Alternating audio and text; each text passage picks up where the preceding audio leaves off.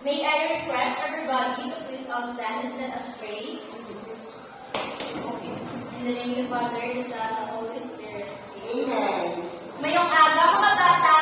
Mayong aga, mamukulit. Before ko magpupo, basta mga sagot sa kilito kung sila sa inyo nga pulukuan, pagkagudlot, kung i-arrange yung inyo nga pulukuan. Okay, now, let's check your attendance. Say present if your name is called. Herbalin, Present. Enriquez, Percival, Present. very good. Bayang tanan, present. So now, before ka mag-start sa ating new lesson, kaya nag-dig classroom rules. So first, listen carefully. So samtang si teacher naghahambal sa tunga o naghahanap sa direction, dapat hindi mo kamati para hindi ka mo mag-sala-sala. Ikatwa, avoid talking to classmates during class hours.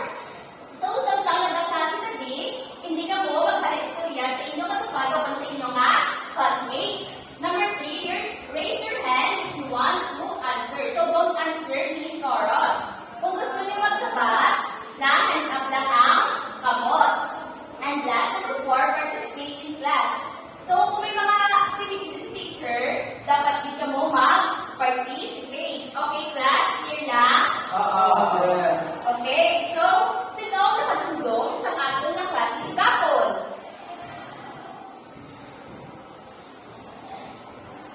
Okay, Herbalin? About simple games, ma'am. Okay, very good. So ano ang mga simple games? Sino ang makahatag sa example? Glenn? Tag game. Tag game, very good. What else? Yuri? Ha! I can see. Okay, very good. Hide and seek. Very good, guys. Lumanta ang klase sa agapon. So, kung kaluyasin nyo how? Ako siya. May already video kain patanaw. Hanggang inyo sa utod. So, kapag naman sa head, shoulders, knees, and toes. Okay, si teacher, ano yung demo, ha? Head, shoulders, knees and toes, head, shoulders, knees and toes. Okay, gets lang? Okay, tindo, palihog, tindo.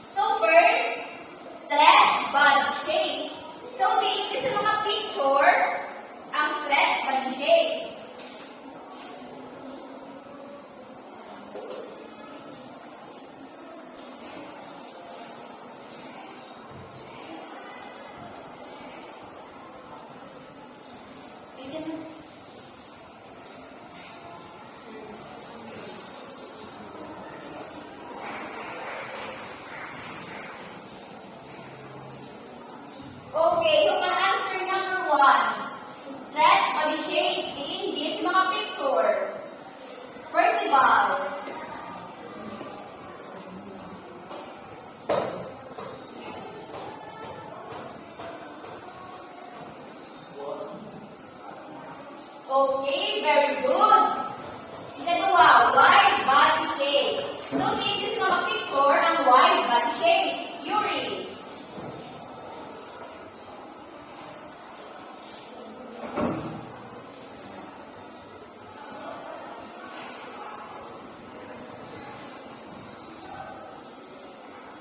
Okay, very good. Number 3, twisted body shape. Gland.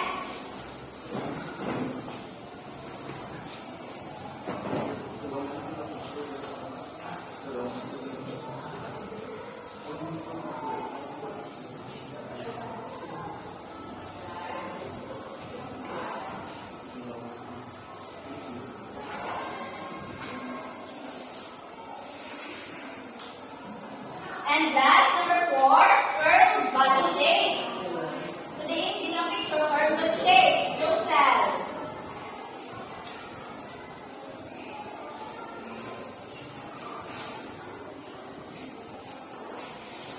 Okay, so, very good man. So, give 5 claps to your classmates.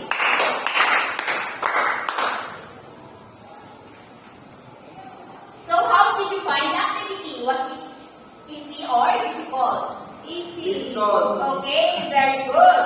So, ano yung pinagsagal sa mga nag-obra ko sa activity? Masadya. Malipay. Okay. So, paano ninyo nakambal na ang number 1, stretch body shape?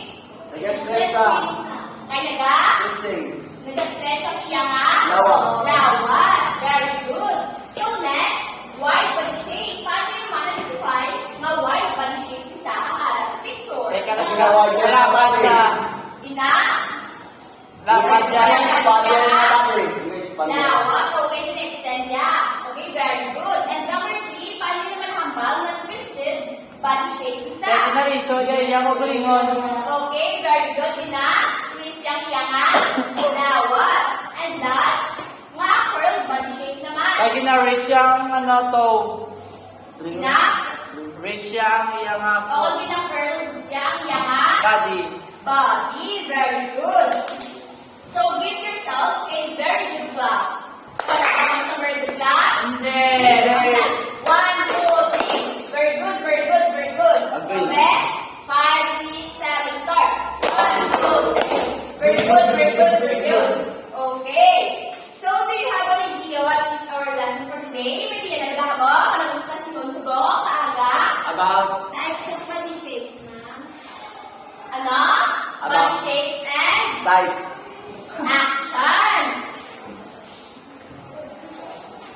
So, hibalood na pala kung ano ang body shapes.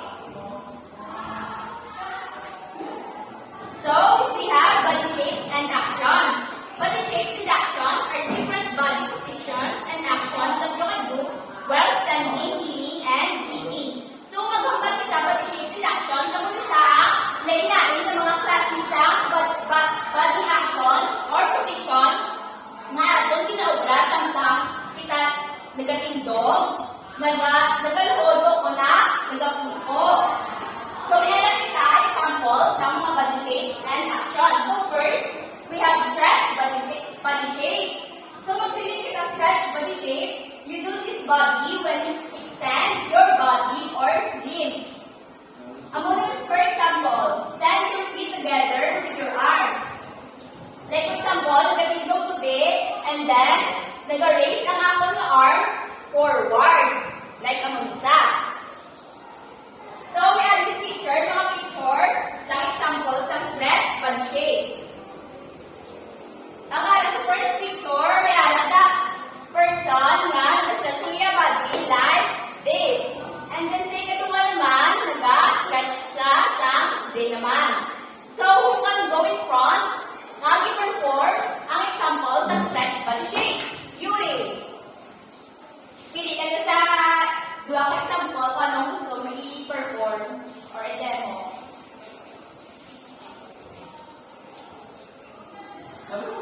Okay.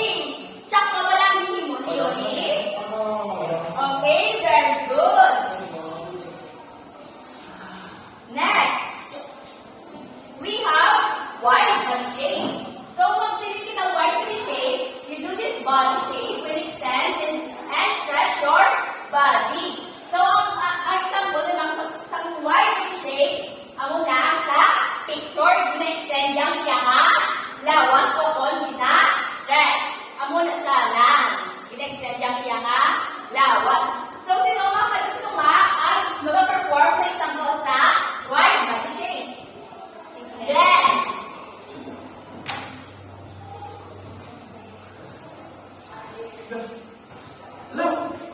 Oh, very good, Glenn.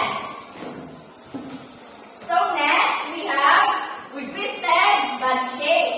So you do this body shape when you turn a part of your body to form a curl or spiral shape, while the rest of your body is fixed. So hindi mo naman yan ang uling body shape kung gina-turn mo ang inyong alawas o kung gina-twist like this. Okay, that's lang. So kasi yung mga gusto ang mga demonstrate some twisted body shape. Leonard! Wow. Hindi ba kinuya?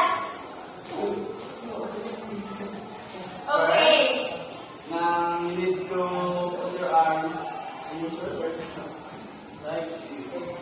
Okay, correct na lang pina-perform ni Leonard. Okay, very good. So last, we have the curl body shape. So, hindi naman na body shape, dinahimo mo or gina-perform when you form your body to a curve or spiral shape. So, like this naman. Na nakala sa picture. So, sino nag-perform sa curl body shape? Yuri.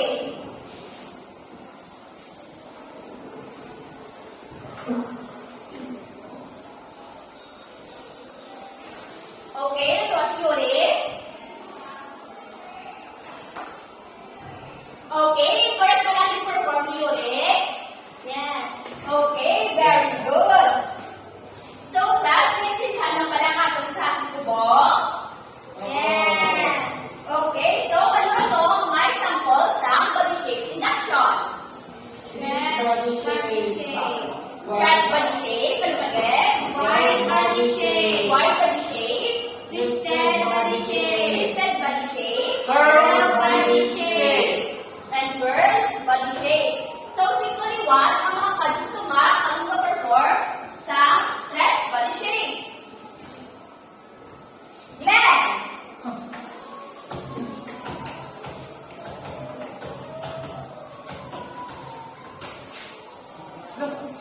Okay, very good, Glenn. So next, sino naman ang mga gusto nga mag-perform sa twisted body shape? Ito na yung ito, mga Raysan! Twisted.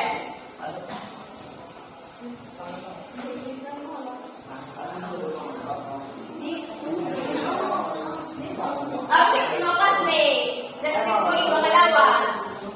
None. Very good. And last, curl body shape. Percival.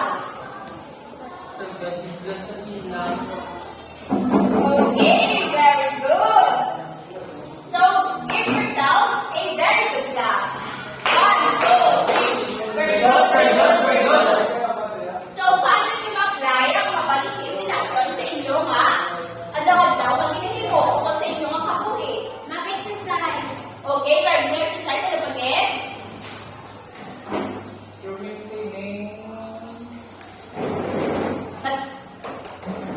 Paano nyo ma-apply sa inyo nga adlaw-adlaw ang ginahimo? O kung minsan, nag-iho lang ako dahil, nag-perform lang ako dahil sa kailangan ng mga body action.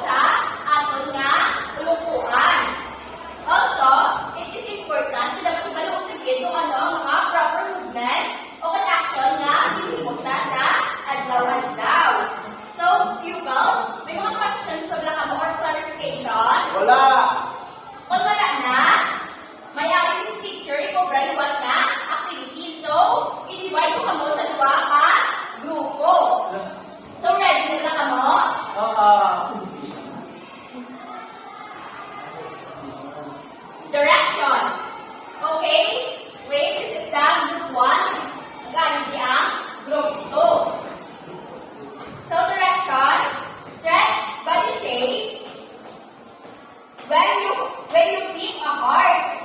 Curled body shape when you pick a circle. Wide body shape when you pick a square. And twisted body shape when you pick a triangle. So, meron this picture, mga shapes. So, kung ano ang inyong matutunan, amo lang inyong i-perform. So, kung sinong makauna, amo may prize kay teacher. So, mahatid ang teacher timer din para wala sa bias. So, nagsinihan lang. Ano din yung kung heart din ninyo di ba makuha, ano inyo i-perform? Stretch body shape. Kung circle naman din ninyo makuha, curl body shape naman.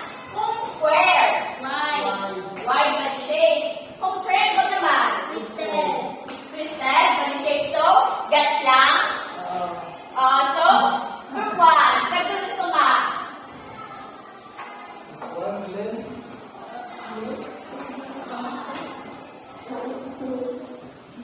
Okay, so ready na group 1?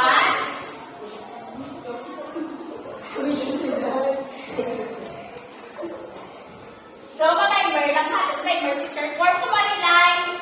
Walang black form to line.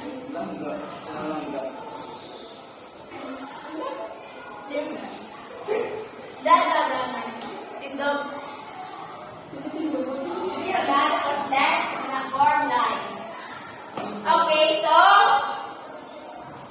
timer lang teacher ha. 1, 2, 3, go! Heart! Next!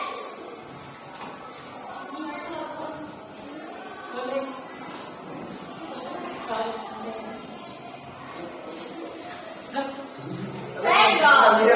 Square! Okay, very good! Ang inyong timer, 4 seconds. Okay, let's move to group 2. Group 2. Tindog, Julie, Yuri, Leonard, Cabreza. Ano tuwa? Okay, form to line. Hindi ko magkakot. So, ready na ba? Form to line, form line. Okay. Ready? Start. Circle. Next. Triangle.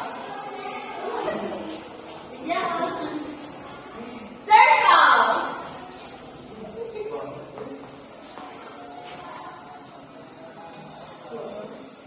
Square.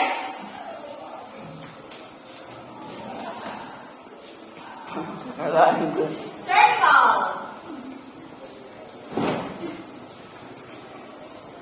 Triangle. Okay, very good. So, yung timer, 6 seconds. So, ito ang group 1. So, ano na ating teacher ang prize.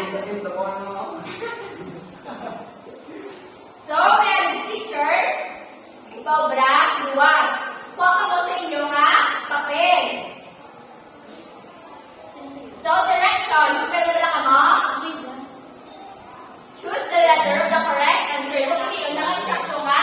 Sabat, butang lang ang letter nga instructo. So, okay na? Okay na ba? Sige, pwede na mo. Okay, number 1. This enable you to do specific movements even if you are just standing in place or moving around. So, number 1, ang isa, ang makahigo ka sa mga specific na mga giho, biskan nagatindog ka lang sa draapon, libot-libot ka. So, A, body shapes in actions. B, body parts. Or letter C, body measurements. A. Okay. Na-check na. Kasat ko sa papel. Tapos naman. Okay. Number 2. What body shape is formed when you extend your body or limbs? Ano naman ang klase ng body shape kung nagka-form ka kung i-extend mo nga lawas? A. Curled body shape. B. Stretch body shape. Or letter C. Twisted body shape.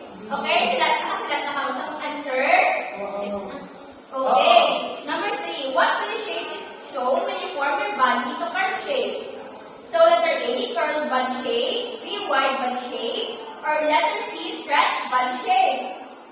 Okay, Dana? Okay, finish? Yes. Okay, so exchange your papers in your classmates. Ma'am. Congratulations. Okay. So number 1,